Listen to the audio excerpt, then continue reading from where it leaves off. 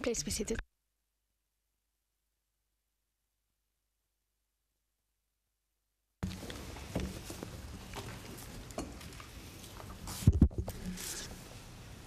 Yes, Mr. Karadzic. Le président, Monsieur Karadzic, vous avez la parole.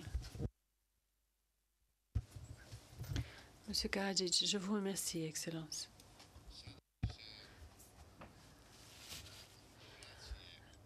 Afin de résumer, ou plutôt afin de reprendre une présentation chronologique factuelle, par rapport à la première entreprise criminelle commune, je souhaiterais appeler votre attention sur certains faits qui feront l'objet d'une présentation aisée, d'une démonstration aisée pendant la présentation des moyens qui est devant nous.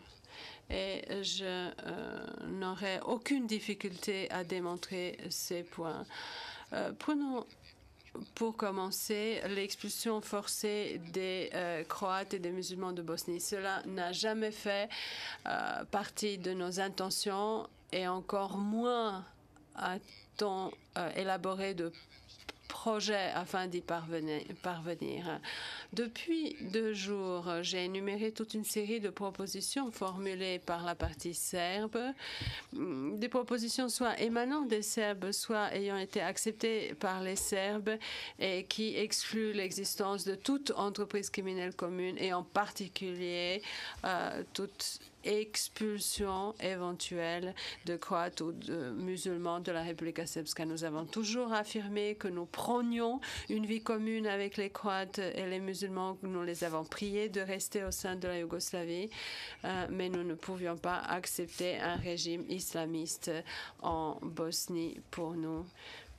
Et il ne fait aucun doute que tel serait le régime mis en place par eux sur la base de la déclaration islamiste dont l'auteur est M. Ali Izetbegovic. Je me permets de rappeler que sur 5 plans de paix, l'accusé ici présent en a accepté 4. Nous avons réduit à leur plus simple expression nos aspirations et nos objectifs afin d'éviter la guerre.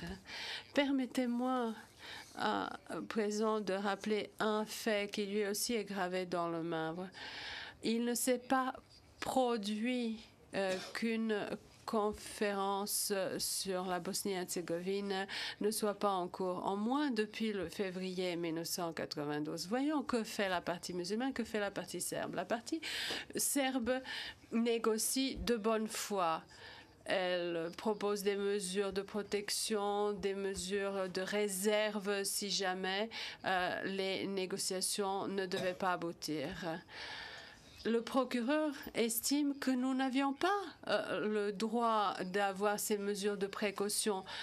Ils disent « Oh, Karadzic, il a négocié, certes, mais il avait toujours des solutions de réserve. Mais quel homme politique serais-je si je n'avais pas de solution de réserve, tout en sachant qui j'ai en face, qui est mon interlocuteur?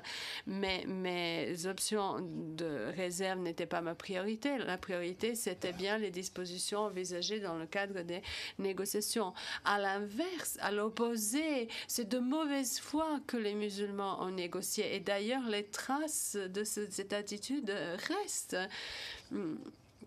Donc, vous avez là une inversion des thèses lorsqu'on nous reproche en fait ce qu'ils ont fait.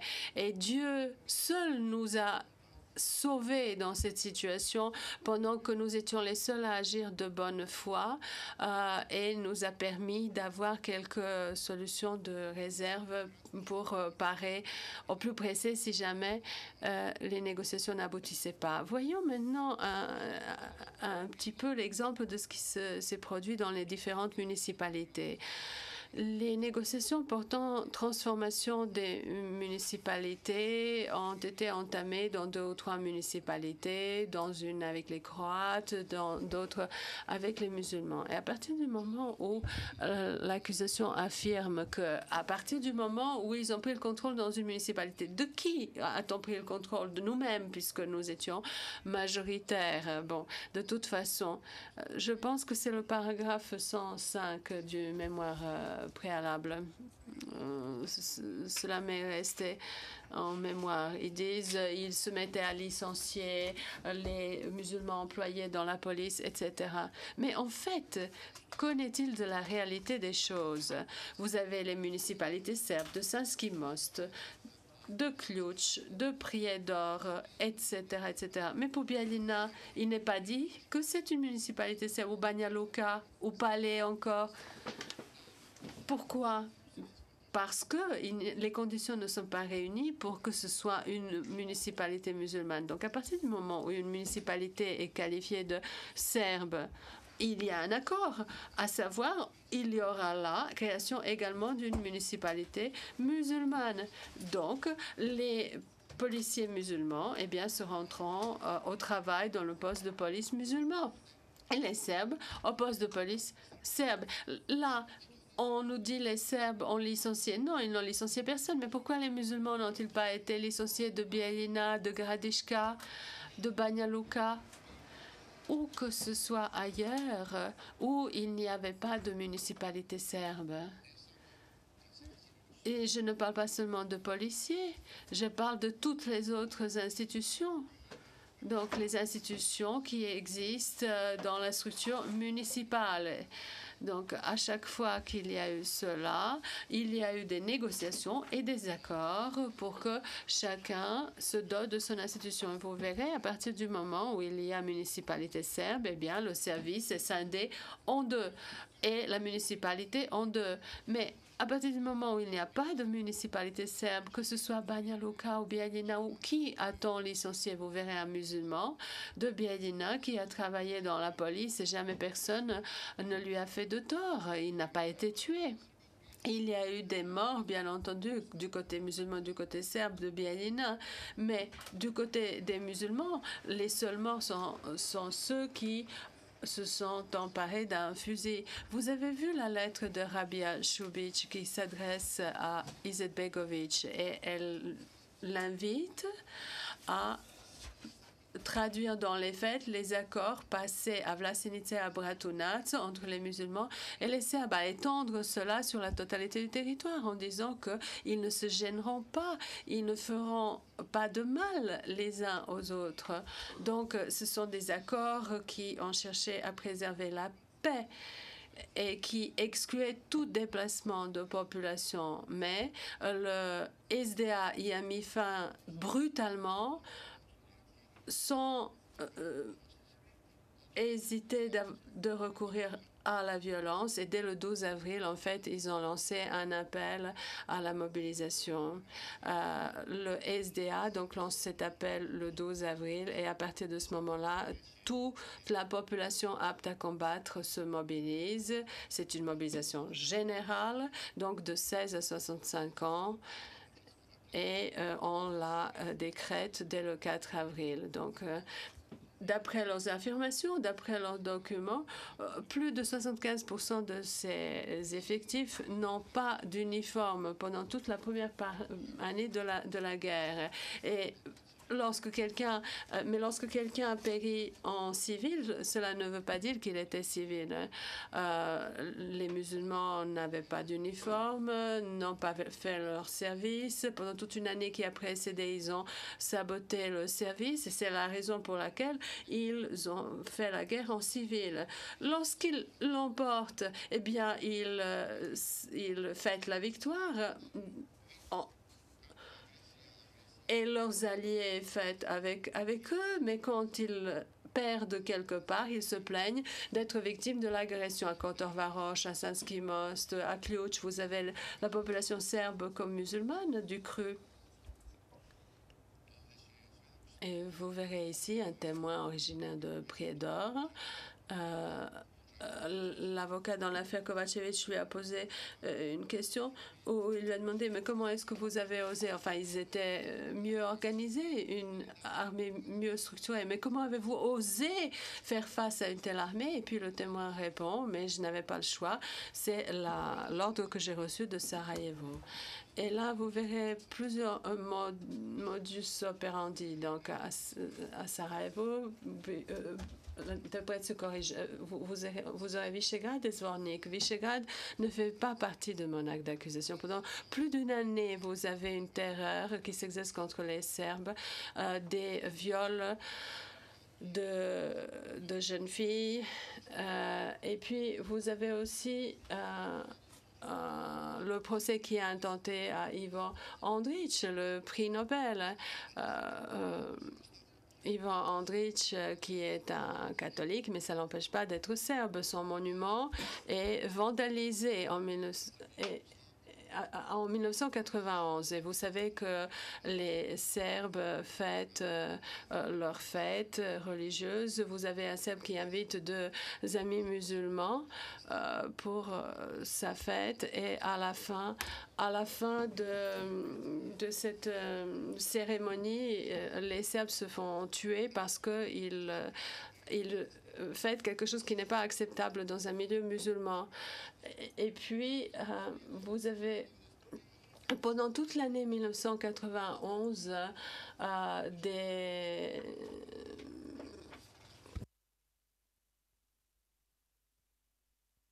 des pèlerins qui se font arrêter, qui ne peuvent pas circuler librement.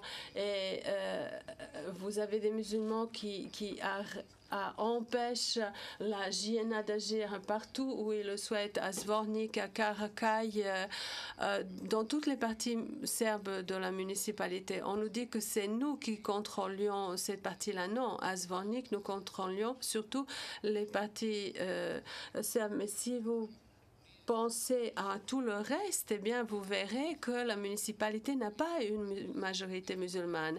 Mais quand les Serbes ont fini par revenir, par se remettre debout, là, on nous dit que c'est une agression. À Prijedor, la situation était comparable. Vous aviez un accord qui a été passé, et puis tout d'abord, le 12 avril, ils ont été perdants, puis ils ont reçu un nouvel ordre. Ključ, Sanski Most, Prijedor, Bosanski Novi, dans toute la vallée de la Sana. Ils ont reçu l'ordre, après le 20 mai, au départ de la JNA, qu'il fallait qu'ils attaquent. Et dans la vallée de la Sana, ils disposaient d'une brigade d'élite de la Ligue patriotique. Et la vallée de la Sana, eh bien, elle s'est mise debout sur ordre venu de Sarajevo. Je ne suis pas encore tout à fait prêt à interroger les témoins qui viendront déposer au sujet de Sanski Most, mais il y a des villages qui ont connu un sort terrible et puis d'autres qui n'ont absolument pas connu de conflit. Et ceux qui ont vécu des conflits, ils avaient jusqu'à 900 combattants. Et c'est d'ailleurs ce que vous pouvez trouver dans les livres des musulmans. Dès que nous avons lancé une offensive, eh bien là, nous avons été avertis. Mais vous savez, nous avions mis sur pied des mesures de défensive, nous avons monté la garde, mais à partir du moment où ils se sont mis à tuer la population dans les villages serbes, et là, le conflit était inévitable.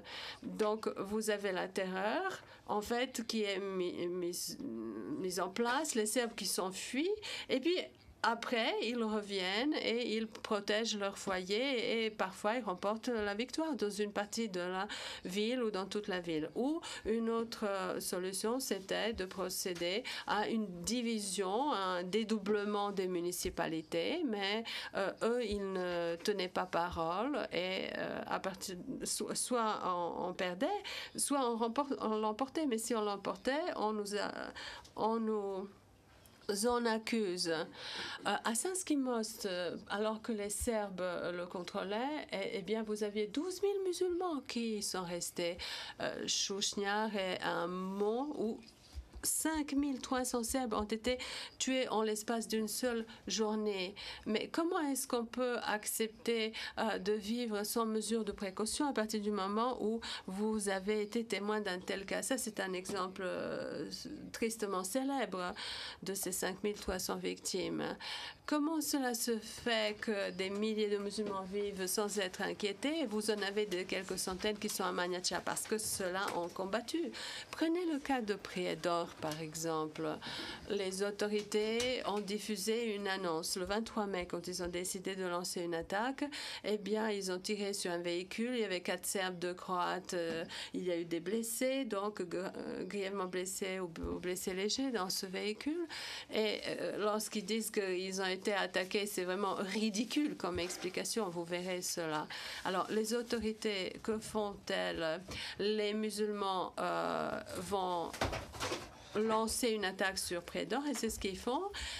À la radio, ils disent les civils ne doivent pas circuler librement tant qu'on n'en a pas terminé avec les terroristes. Mais vous verrez effectivement ce qu'en diront nos témoins.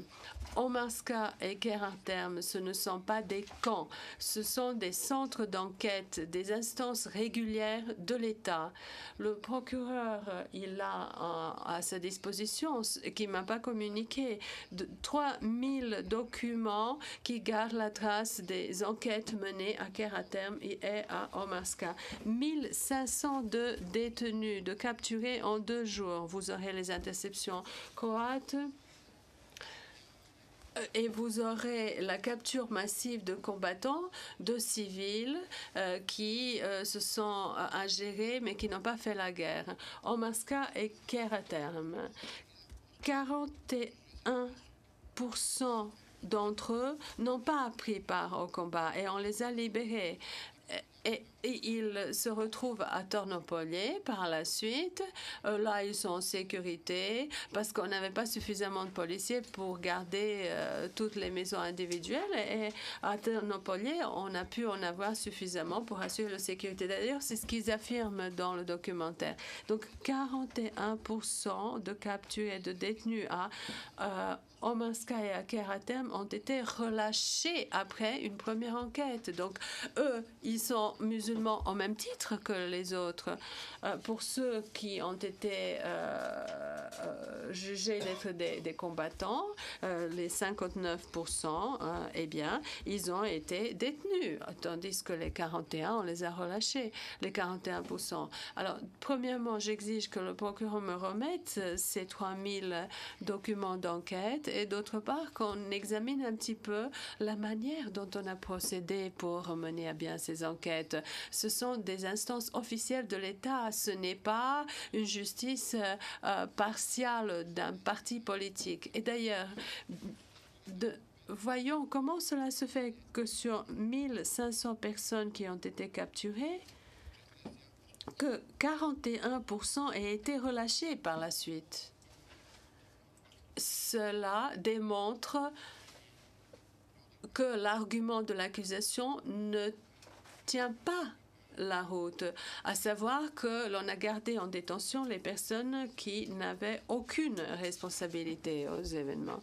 Pour ce qui est d'autres déplacements ou des déportations, eh bien, nous démontrerons ici, avec des documents que nous a fournis le procureur à l'appui, que les civils de part et d'autre ont été ceux qui ont demandé de partir. Les Serbes, il leur a fallu payer des sommes colossales pour qu'on les laisse partir à Sarajevo ou en Bosnie centrale. Et en Bosnie centrale, par moment, les Croates nous ont aidés pour les laisser partir parce qu'ils s'enfuyaient. Et par moment, effectivement, nous avons également secouru les Croates pour qu'ils puissent partir. Pour ce qui est de Srebrenica et de Zvornik, le général Morillon, il a essuyé des pressions constantes du côté musulman comme serbe, parce que les musulmans demandaient emmener les civils à Tuzla. Les Serbes disaient en revanche, oui, mais laissez les Serbes ressortir de Tuzla à leur tour, parce qu'ils n'y sont pas bien. ils y souffrent. Donc Morillon a témoigné de ces pressions dont il a fait l'objet. Il a fait en sorte que les musulmans puissent se rendre à Tuzla, mais malheureusement, les musulmans n'ont pas laissé les Serbes repartir de Tuzla. Et c'est ainsi qu'on cherchait à ternir l'image du SDS auprès de son peuple. Dans le journal Le carnet de bord de Nikola Koljevich, nous pouvons trouver une autre preuve, à savoir les musulmans de Trebinje, en passant par Biljana Plavšić, ont demandé d'avoir la permission de partir de Trebinje. Et moi, cela m'a mis en rage quand j'ai vu cela. S'ils ont des problèmes, qu'ils se fassent protéger par la police. Et ils sont partis parce qu'ils ont reçu l'ordre de le faire du SDA. En 3 mois, eh bien, il a fallu que le SDA demande Trebinje et qu'ils se plaignent du nettoyage ethnique. Mais ce sont des jeux tout à fait transparents. Il n'y a rien ne les empêchait de vivre tranquillement. Monsieur Koljevich, qui a été vice-président de la République, une âme noble, un homme très responsable, qui entretenait d'excellentes relations avec les musulmans, originaire de Banja Luka, il vivait à Sarajevo. Eh bien, de quoi témoigne-t-il? Il dit que sur 2 organisations internationales les plus présentes sur le terrain, le CICR et l'UNHCR, et les 2 les plus respectés, il dit qu'ils m'ont demandé de laisser partir les musulmans, les Croates de Banja Luka, de les laisser partir dans un pays tiers. Et moi, bien sûr, je me suis mis en colère. Je ne voulais pas accepter cela. Mais finalement, j'ai accepté que 5 camions puissent partir tous les jours et non pas 80 comme ils voulaient. Donc, si quelqu'un se sent menacé, s'il demande le regroupement familial, c'est comme ça qu'il présentait, on va le laisser partir. Mais si vous ne voulez pas faire confiance à mon témoin, M. Koljevich, un témoin de l'accusation emploie les mêmes propos pour vous dire exactement la même chose. Et le procureur, quant à lui, vous dira que nous avons opéré un nettoyage ethnique dans la Krajina bosniaque. Mais la force pronu a été utilisée pour que ces gens puissent partir en Croatie. C'était leurs exigences. Et je vous ai dit qu'il y a eu des municipalités qui les empêchaient de partir, que ces municipalités essayaient de dresser des obstacles, entraver ces départs. Mais on ne fait pas ça lorsque on s'enfuit sans demander son reste. Vous savez, les Serbes, c'est comme ça qu'ils ont dû s'enfuir, complètement désemparés. En revanche, c'est de manière tout à fait organisée que les musulmans partaient. Et je vais pouvoir démontrer tout cela ici. Donc, la Krajina bosniaque. D'ailleurs, le ministre croate, qui est un ministre au gouvernement de la Republika Srpska, il vient de dire ces jours-ci à la presse, mais je n'ai jamais quitté la Republika Srpska. Et ceux qui sont partis, eh bien, ils m'en voulaient. Donc, ces propres Croates qui ont quitté Doboj, par exemple, en guise de protestation pour pouvoir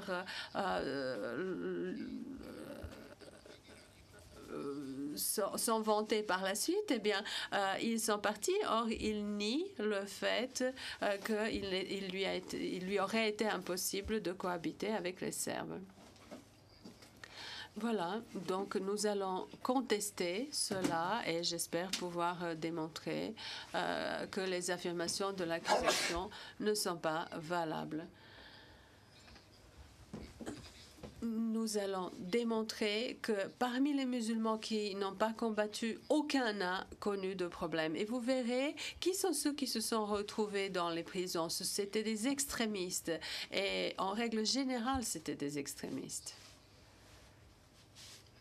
Je souhaite à présent changer de sujet et je voudrais parler de Srebrenica, de l'élimination des musulmans de Srebrenica par un meurtre organisé contre les musulmans, hommes, femmes et enfants. Il n'y a pas... Oh, ici, il n'y a pas de jeunes hommes, comme le procureur se plaît à dire par ailleurs. Il dit hommes et jeunes hommes, et comme ça, cela cela donne une image encore plus négative des Serbes, mais ces jeunes hommes, âgés de 16 ans ou plus, eh bien, ils étaient enrôlés dans les unités armées. Et pour qu'il n'y ait pas de tout quoique, et il n'y en a pas, je voudrais dire qu'il y a une terreur atroce imposée dans toute cette région par les musulmans à l'encontre des Serbes. On a tiré dans le dos de l'armée et aucune armée du monde n'est tenue d'accepter cela. Des villages entiers ont été rasés lors des fêtes orthodoxes. Il y avait des attaques lancées et il est facile de démontrer que l'accusé ici présent, à chaque fois qu'il y a une fête musulmane ou catholique, il a toujours demandé que les orthodoxes fassent preuve de modération. Or, nous avons été victimes, nous avons été tués systématiquement. Prenez Kravica en 93 lors de nos fêtes. Donc, 8 ou 9 mois après le début de la guerre, un peuple innocent a été massacré qui s'apprêtait à faire la fête. Pour quelle raison? Sans aucune raison. Ça a été une attaque lancée sur des civils absolument sans fondement. Et je demanderai au bureau du procureur d'apporter une preuve fiable du nombre de morts femmes musulmanes tuées, serbes ou musulmanes, enfants, serbes ou musulmans, et quels ont été les lieux où ces victimes ont péri. Mais ce sont dans les villages serbes qu'on a tué des musulmans. C'est au moment où les musulmans attaquaient des villages serbes que les deux populations ont péri.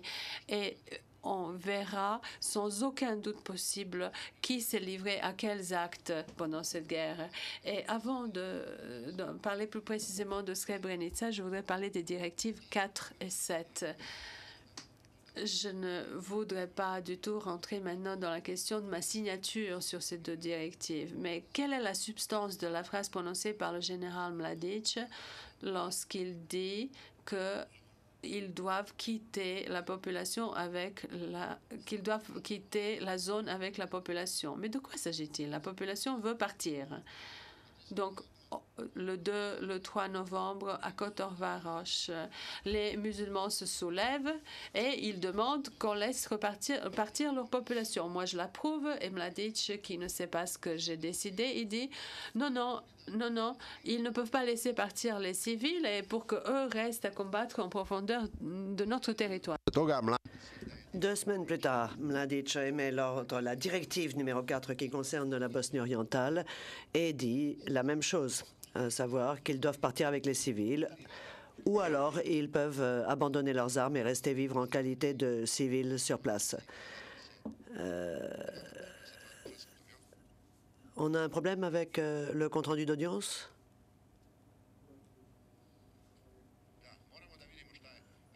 Bon, il va falloir voir ce qui se passe. Alors, je vais préciser les choses. La directive numéro 4. Dans cette directive, il y a une phrase qui est reprise dans les directives ultérieures et notamment dans la directive numéro 7. Et cette phrase que le procureur m'impute à moi et qu'il impute à Mladic se lit comme suit. Nous aurions ordonné à l'armée et aux civils de disparaître de certains secteurs. Or, les choses ne se sont pas passées ainsi. Mladic a dit que les combattants devaient partir avec les civils. Il n'a pas dit que les civils devaient partir avec les combattants. Ici même, nous allons apporter la preuve du fait que les civils ont demandé et ont reçu l'autorisation de partir. Et Mladic, à ce moment-là, a dit « Vous devez partir avec les civils ». Dans cette directive, Mladic ne dit pas que l'armée doit partir et emmener avec elle les civils, mais le contraire. Puisque les civils partent, eh bien, l'armée n'a qu'à partir avec eux.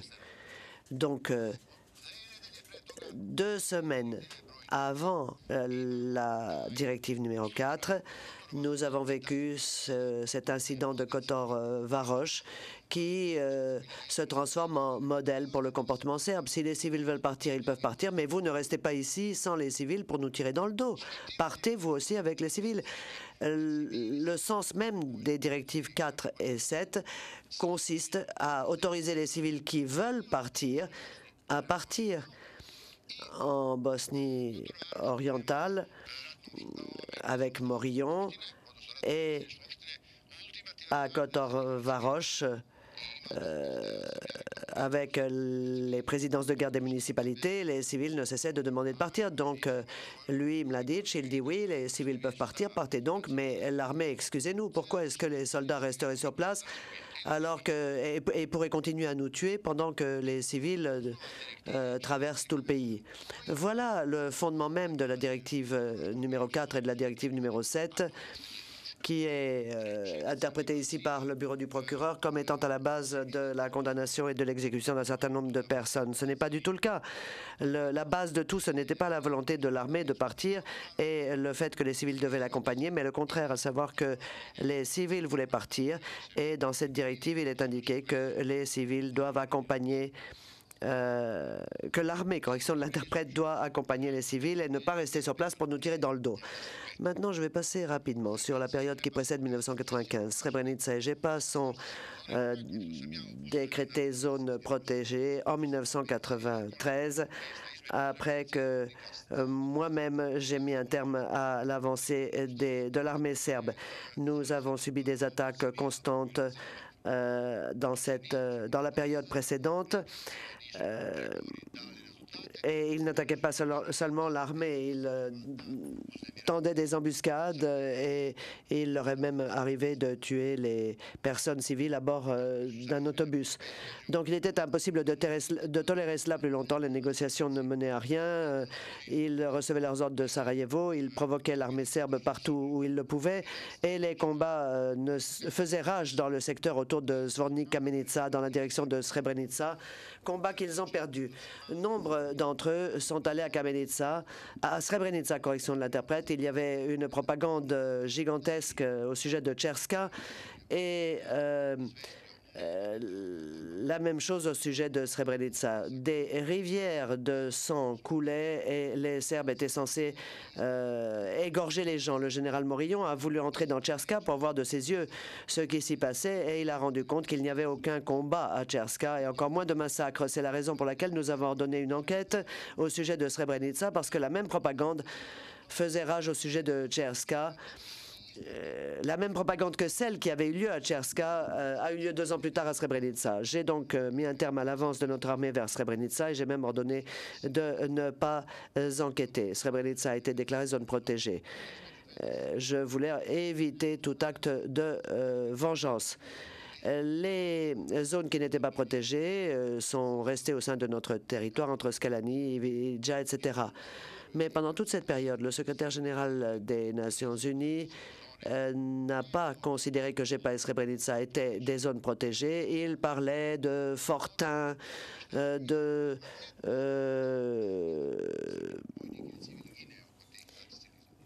centres armés. Or, les Serbes se battaient et étaient tués tous les jours autour de ces fortins. Au Conseil de sécurité, des rapports étaient adressés quotidiennement au sujet de ce qui se passait dans cette région. D'ailleurs, c'est la raison sans doute pour laquelle le procureur a admis que l'action qui s'est menée était une action légitime. Mais notre action n'avait pas pour but de nous emparer de Srebrenica. Dans tous les pourparlers, dans tous les plans de paix, nous avons accepté que Srebrenica et Jepa soient même reliés à Goražde et qu'un canton soit créé dans ce secteur. Donc, que Jepa et Srebrenica deviennent musulmanes. Donc, nous n'avions pas une seconde l'idée de nous emparer de ces 2 lieux. Lorsque nos soldats sont revenus dans les frontières des zones protégées, nous nous sommes rendus compte tout d'un coup qu'ils avaient quitté Srebrenica. Et à ce moment-là, j'ai accepté que nos soldats entrent dans Srebrenica, qu'ils démantèlent les bandes, qu'ils rétablissent l'ordre et la paix, qu'ils assurent la garde de ce lieu. Il y a des rapports à ce sujet. Tolimir en particulier évoque ce fait. Quand nous sommes entrés à Srebrenica, il n'y avait pas de civils, il n'y avait pas de soldats non plus, il n'y avait personne. L'armée avait pris la fuite vers la forêt, le pouvoir civil avait rendu son pouvoir et les militaires étaient partis dans les forêts pour se battre à partir des forêts. Quant aux civils, ils n'ont pas été chassés par les Serbes hors de leur maison, ils ont été emmenés par les Nations Unies. J'ai des témoins qui viendront parler, y compris des musulmans, qui déclareront qu'ils ont quitté les villages, pas Srebrenica en tant que tel, mais les villages, et qu'ils ont été emmenés dans le but de faire partir les hommes vers Tuzla et les civils vers Potocari pour être transférés ensuite par les Nations Unies vers Kladagne et vers des territoires sous contrôle musulman. C'était une surprise incroyable que de nous voir entrer dans Srebrenica, et ce fut une surprise incroyable de voir qu'il n'y avait plus aucun civil dans les maisons. Et ce fut une surprise incroyable de voir qu'aucun civil ne voulait rester dans ce lieu. Le procureur ici insiste pour dire qu'il s'est agi d'une déportation sous la contrainte, alors que nous disposons de toutes sortes de preuves qui montrent que tel n'a pas été le cas et que ceci n'a pas été planifié. Nous n'avions aucun moyen à notre disposition. Lorsque nous avons entendu dire qu'ils ne voulaient pas rentrer dans leur maison, mais qu'ils voulaient être transférés vers Kladagne et Tuzla sous contrôle musulman, nous avons encore cherché à organiser des camions et des autobus parce que nous craignions des actes de vengeance. La masse était énorme, cette masse de population, et si quelqu'un avait jeté une grenade au milieu, ça aurait été un massacre complet. Donc il n'y a eu aucun tué jusqu'au 17. Il y a eu un mort qui est mort sous les tirs d'un musulman qui avait un fusil. Mais c'est à ce moment-là que l'incident commence. Le témoin principal de l'accusation contre moi, s'agissant de Srebrenica, le défunt Deronic, qui suscite tous les espoirs de l'accusation et qui est cité à comparaître au titre de l'article 92 bis du règlement, témoigne en réalité en ma faveur. Il déclare qu'à 2 reprises, le 13 dans la soirée et le 14 dans la matinée, un certain colonel qui était prêt à assassiner des prisonniers de guerre a été empêché de le faire. Le 13 au soir et le 14 au matin, il lui a été dit « Si tu agis ainsi, je vais appeler le président ». C'est ce que lui a dit le soldat le 13 au soir, et l'homme s'est arrêté. Je vous en prie, la langue ici pose problème. J'ai parlé de prisonniers de guerre, je n'ai pas parlé de detainees. Vous verrez plus tard quand on dit échange de prisonniers. Chez nous, un prisonnier de guerre n'est pas un prisonnier tout court. Le mot Zarobianik signifie prisonnier de guerre. Zarobianik, c'est un détenu qui est là pour des faits de guerre. Kaže razmjena ratnih zarobljenika, a ne kaže ratnih, onda se to stavlja na teret. Et zatvorenik, c'est le mot pour un détenu, pour un prisonnier normal. Donc, j'ai parlé de prisonnier de guerre. Ça aussi, c'est un problème de terminologie qui est important. On n'a pas besoin de dire ratni zarobljenik pour dire prisonnier de guerre. Zarobljenik, à lui seul, indique qu'il s'agit d'un prisonnier qui est emprisonné pour des raisons de guerre, alors que le zatvorenik est emprisonné pour d'autres raisons. Merci à celui qui a effectué le contrôle du compte-rendu d'audience. Donc, le 14 dans la matinée, comme le dit dans sa déposition M. Deronic, je ne sais pas si ce qu'il raconte au sujet du colonel s'est effectivement passé comme ça, mais en tout cas, il dit lui-même, je l'ai rencontré sur le pont jaune. Il m'a demandé de me servir de l'usine de briques. Moi, j'ai dit que j'étais en route vers Palais pour voir le président. Et en fait, il est venu me voir le 14. Et cet homme a cessé ce qu'il faisait. Donc, à 2 reprises, il arrête l'homme qui est prêt à agir contre les prisonniers de guerre en employant le nom de Radovan Karadzic. Si Radovan Karadzic avait ordonné quelque chose d'illégal, le colonel aurait dit « Écoute, toi, petit soldat, boucle-là, qu'est-ce que tu peux avoir comme instruction venant de lui ?» Il aurait dit « Après tout, j'en ai rien à faire de ton chef, moi j'ai mon propre chef. » Voilà donc ce que dit le témoin le plus important de l'accusation. Eh bien, ce qu'il dit n'est absolument pas favorable à la thèse défendue par l'accusation.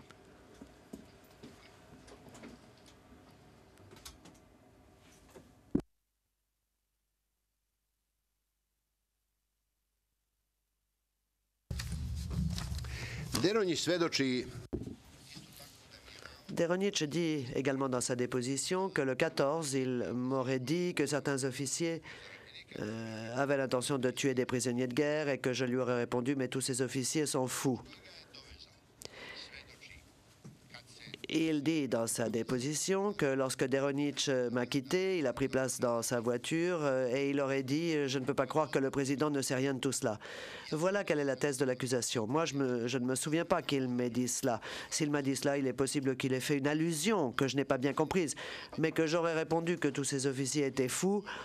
Bon, peut-être, parce qu'il y avait pas mal de tensions à l'époque entre le pouvoir civil et les officiers. Nous nous reprochions toutes sortes de choses les uns aux autres, mais quand un psychiatre dit que quelqu'un est fou, ça a l'air d'être un diagnostic. Là, en tout cas, ce n'était pas un diagnostic, c'était un mot lancé en l'air. Donc, l'accusation ne peut pas utiliser Deronic contre moi, or, elle n'a rien d'autre. Et le gouvernement néerlandais déclare que le rôle joué par Karadzic n'est pas tout à fait clair. Or, selon la règle du in dubio pro rea, si ce n'est pas clair, il ne peut y avoir de résultat. Aucune enquête n'a été menée au sujet de Srebrenica. Je ne vois pas ce que je pourrais dire au sujet de Srebrenica, car aucune enquête n'a été menée. Ce qui s'est fait à Srebrenica, c'est un oratoire. Nous sommes encore une fois en présence d'un mythe. Et sur la stèle qui se trouve là-bas, il est écrit plus de 8000 musulmans. Or, il n'était pas capable d'en enterrer plus de 2500. Je ne sais pas d'où vient ce chiffre de 8000, mais essayez de voir d'où viennent les musulmans qui sont censés avoir été enterrés à Srebrenica. Les noms figurent sur la stèle. Donc, Bratunac, Bielina, Han Piesak, Rogatica, Pocha, Sarajevo, Sokolac, Srebrenica, Srebrenik, Ugljevic, Visegrad, Vlasenica et Zvornik. Alors, ils disent que les Serbes ont tué des jeunes gens et des garçons, des hommes aussi, musulmans, au nombre de 8320. Plus de 4 ans de guerre, des morts pendant ces 4 ans de guerre, des morts dans tous les efforts déployés autour de Srebrenica, lorsque des tentatives de percée ont été effectuées en passant par le territoire serbe. Et en dépit de tout cela, ils ne pouvaient pas enterrer plus de 2000 à 3000 personnes et les éléments de l'enquête devraient être mis à disposition car ils prouveront exactement cela. Voyons ce que dit l'ADN. J'en suis au stade d'établir la vérité au sujet de Srebrenica. Voyons s'il y a quelque chose d'illégal, s'il y a eu des tueries illégales, comment les choses se sont passées exactement, quelle a été l'importance, l'ampleur des événements, s'il y en a eu. Mais nous avons le rapport tout de même de la municipalité musulmane elle-même qui stipule que 37 000 hommes se trouvent là. Nous avons les déclarations des convois d'aide humanitaire qui ne pouvaient alimenter qu'un nombre X de soldats. Donc si on fait les additions des morts naturelles, des morts au combat et de ceux qui ont réussi à s'en aller, à quitter Kladaň vers Kladaň et Tuzla, nous identifions toutes ces personnes, nous déterminons les causes des morts, nous voyons que aucune exécution ne s'est faite par obus, donc certaines enquêtes ont été faites. Il faut qu'elles soient faites pour l'avenir, pas pour le bien de Karadzic, mais pour le bien de l'histoire à venir des populations qui résident dans cet endroit. Il faut établir qui a tué qui, dans quelles conditions, où et comment. Mais des procès menés à la va-vite qui partent du principe que les Serbes auraient tué tel et tel nombre de musulmans, eh bien, j'espère que ce tribunal ne sera pas favorable à ce genre de solution. Il faut établir en bonne et due forme et une fois pour toutes ce qui s'est exactement passé à Srebrenica. Je dois dire que je ne peux pas accuser les chambres de première instance de ce tribunal de n'avoir pas établi cela parce que dans notre système, ce sont les juges d'instruction qui sont responsables de l'enquête. Or, les équipes de défense n'étaient pas capables de mener une enquête aussi importante. Il n'y a pas eu d'enquête tout simplement. Il n'y a donc aucun moyen de dire exactement ce qui s'est passé en l'absence d'une enquête en bonne et due forme. Une fois que les enquêtes seront faites au sujet de Srebrenica, je demanderai à voir tout rapport existant j'ai reçu le consentement de la Chambre de première instance pour que me soient communiqués tous les documents disponibles, toutes les informations, et nous pourrons disposer d'échantillons d'ADN et voir s'il y a des différences importantes entre ce qui est dit aujourd'hui et ce qu'il sera à ce moment-là. Si tel est le cas, eh bien, tout devra être examiné à la loupe. Vous voyez, nous savons que des tombes ont déjà été exhumées en Bosnie-Herzégovine, un peu partout sur le territoire, qui montrent qu'il peut y avoir des corps qui auraient été enterrés en juillet en Srebrenica. Eh bien, bien entendu, la mort ne serait-ce que d'une personne a son importance, mais les chiffres avancés jusqu'à présent sont largement exagérés. Il me reste 15 minutes, n'est-ce pas? J'aimerais dire finalement quelques mots au sujet de l'entreprise criminelle commune et plus précisément de la prise d'otages. Ma forme de défense fondamentale consistera à dire qu'un soldat ne peut pas devenir un otage. Un otage ne peut être qu'un civil qui n'a participé en aucune manière à un quelconque combat. Les personnes qui ont été prises en otage, et j'utilise ce mot, n'étaient pas des civils, ils étaient mêlés au combat. Je dirais d'emblée qu'il me sera facile de démontrer que je n'ai pas le moindre rapport avec cela. Le témoin de l'accusation a déclaré que Karadzic avait appris par les médias et que le monde entier avait appris par les médias que les gens étaient paniqués par les bombardements illégaux de l'OTAN. Bombardements illégaux, car il ne s'agissait pas d'un appui aérien rapproché qui eût été légitime si une unité des Nations unies avait été menacée. Ici, il s'est agi d'un bombardement opérationnel et même stratégique contre les Serbes de façon à réduire la capacité des Serbes à se défendre.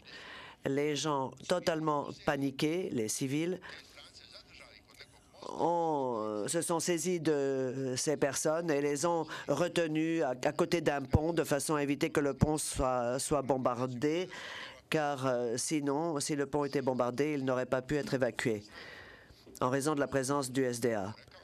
Je sais très bien que le général, dans sa première interview, a dit Karadzic a appris les choses par les médias et il a ordonné que les otages soient immédiatement libérés. Mais il n'y avait plus rien à faire, car les gens étaient paniqués et tous ceux qui se sentaient menacés ont fait des otages. Pourquoi ces personnes ne sont-elles pas des otages, mais des combattants? Nous allons montrer ici que tous les généraux des Nations unies ont prié leur chef civil de ne pas les mêler au conflit, car, disait-il, cela nous mettra en danger. Nous serons considérés comme étant du côté d'une partie belligérante. Tous les commandants, tous ces généraux étaient conscients du fait que si des bombardements visaient les Serbes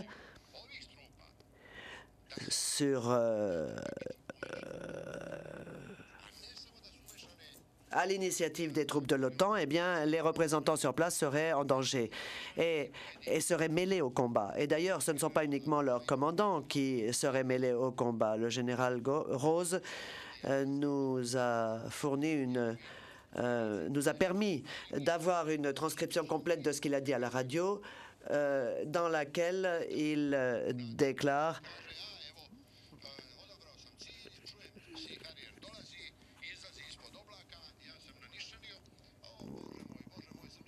qu'un jeune homme entend un avion s'approcher, il décrit ce qui se passe, il dit « je vois l'avion, je vois l'avion qui tombe », etc. Donc, laissons de côté les doutes qui sont les nôtres quant au fait que ces unités de la Fort-Pronu faisaient du trafic illégal, parce qu'à un certain moment, la Fort-Pronu était surnommée le taxi de l'armée musulmane. La Fort-Pronu traversait nos lignes sans être annoncée à l'avance, etc., pour trafiquer des armes, des munitions. Mais ce n'est pas pour autant que quiconque les aurait pris en otage. On les a pris en otage quand la situation en est arrivée au point où la population a été bombardée, non pas en raison d'un appui aérien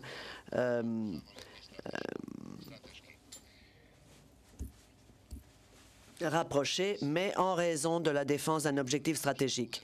Tous les observateurs militaires, nous en avons entendu ici en qualité de témoins, ont dit que ces hommes étaient des combattants, que c'était des experts, qu'ils étaient totalement mêlés aux événements. Un homme de ce genre vaut plus qu'une compagnie parce qu'il a l'expertise qu'il a. Bien sûr, je regrette. La première chose que je regrette, c'est qu'il nous ait bombardés et provoqué des victimes parmi nous. Et je regrette aussi que nous ayons répliqué de cette façon. Mais cet acte ne constitue pas une prise d'otage. Il s'agissait de personnes qui étaient mêlées au combat contre nous. Ils ont appelé les avions pour que ces avions nous bombardent. Ils étaient les représentants sur place de cette attaque aérienne. Et de telles personnes ne peuvent pas être considérées comme des otages. Vous verrez donc pendant la présentation des moyens de preuve combien de soldats étrangers ont été tués par des soldats, par la partie musulmane. Vous verrez que c'est la partie musulmane qui a tué des soldats de l'armée de l'air italienne, après quoi il y a eu interdiction de survol de la zone. Vous verrez combien de fois les musulmans ont pilonné les convois qui étaient escortés par la Fort Pronu à partir du mont Igman. Et tout ceci sur la base des éléments de preuve qui sont en la possession du bureau du procureur et qui sont présentés contre moi. Vous verrez qu'il y a eu trafic d'armes, qu'il y a eu aide humanitaire énorme qui a été donnée à ces soldats étrangers. Eh bien, les musulmans les ont pilonnés, ont tiré sur eux à la carabine, au fusil à lunettes, de façon à ce que la faute retombe sur les Serbes. Et vous ne trouverez qu'un seul cas d'acte de ce genre commis par un Serbe, un lieutenant-colonel qui a fait une crise de nerfs et qui s'est tout d'un coup mis à tirer tout autour de lui. Je l'ai convoqué, j'ai convoqué le général Valbren, je me suis excusé et j'ai remplacé à son poste cet homme dont les nerfs avaient lâché, précisément parce que la Fort Pronu agissait comme elle le faisait, c'est-à-dire qu'elle traversait nos lignes et faisait toutes sortes de choses qu'elle n'aurait pas dû faire. Mais le plus important, c'est ce qu'ont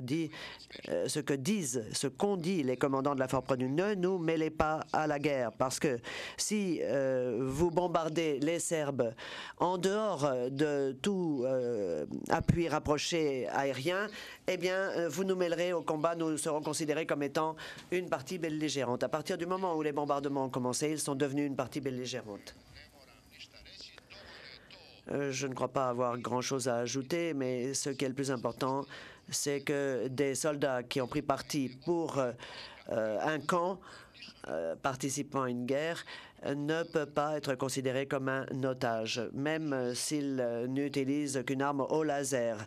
À partir de ce moment-là, ces hommes deviennent des combattants. Ils sont du côté d'un des camps participants au combat et le minimum que l'on puisse faire, c'est de les faire prisonniers de guerre.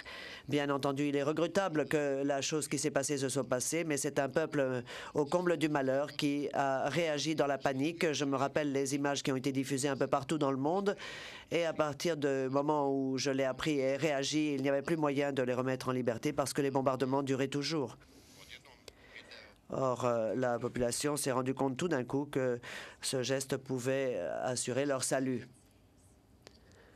Excellence, je n'ai pas peur de ce procès. C'est avec un grand enthousiasme que je me prépare. Malheureusement, je risque de mettre en danger ma santé car je passe toute la nuit à travailler, faute de temps. Et je manque de temps, pas seulement parce que mes collaborateurs n'ont pas été payés pendant combien de temps? 3 mois et demi, 4 mois, donc je n'ai pas pu bénéficier de leur aide, mais aussi parce que l'accusation amasse en dehors de tout esprit sélectif un nombre incommensurable d'éléments de preuves et de documents. Eh bien, en dépit de cela, il me semble que le bureau du procureur n'a pas de preuves. Donc, à l'instar des marxistes de chez nous, il estime que peut-être la quantité vaut qualité ou que si on tire sur tous les oiseaux qui volent, eh bien, on pourra peut-être atteindre celui qu'on veut tuer. Le seul qu'on veut tuer. Si le Conseil de sécurité ne rend pas une résolution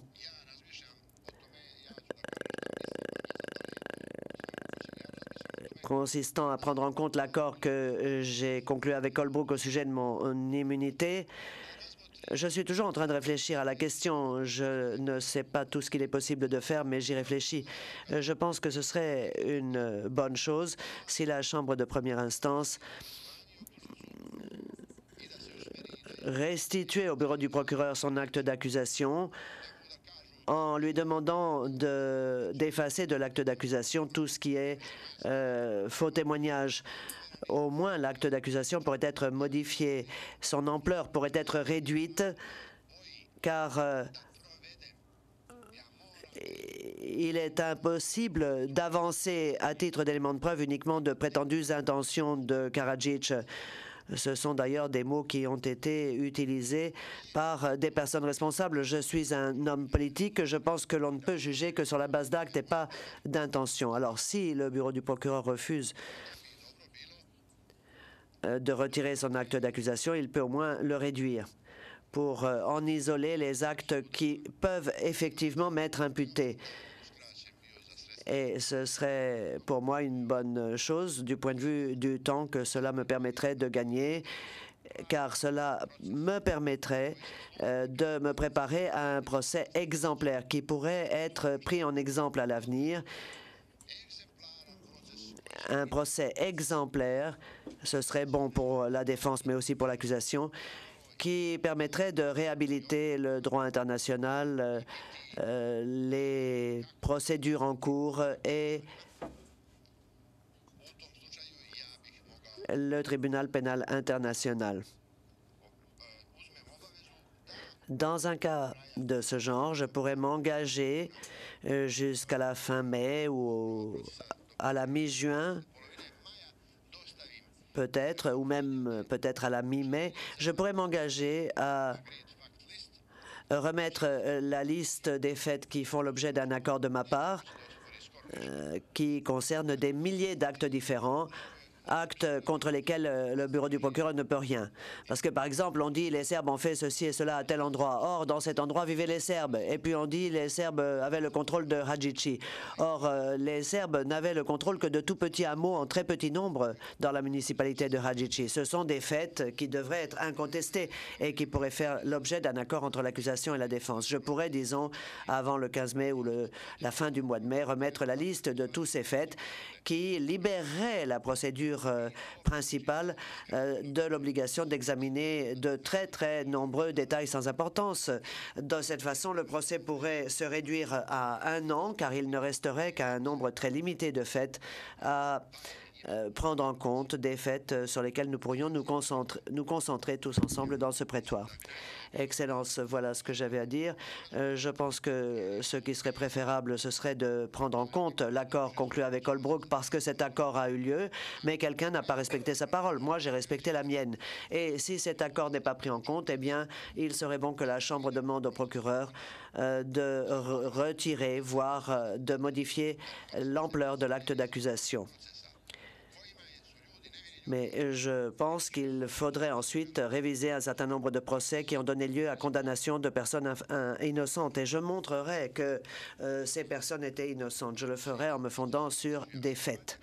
Maintenant, si le procès a lieu, je m'y engagerai. Et si l'on veut que ce procès soit rapide, exemplaire, honorable pour la justice internationale et les tribunaux internationaux, si l'on veut que l'idée des jugements ne soit pas condamnée à tout jamais, eh bien, je contribuerai, comme je l'ai fait jusqu'à présent, à ce que cet objectif soit atteint par des moyens constructifs. Et ces moyens constructifs, c'est que je fournirai la liste de tous les faits très nombreux qui peuvent donner lieu à un accord entre les deux parties et qui permettrait donc d'évacuer de cette masse gigantesque de documents toutes sortes de documents qui pourrissent le dossier et qui n'ont aucune utilité, ou en tout cas une utilité très réduite, pour nous permettre de nous pencher sur les éléments les plus importants de l'affaire. Je vous remercie. Thank you.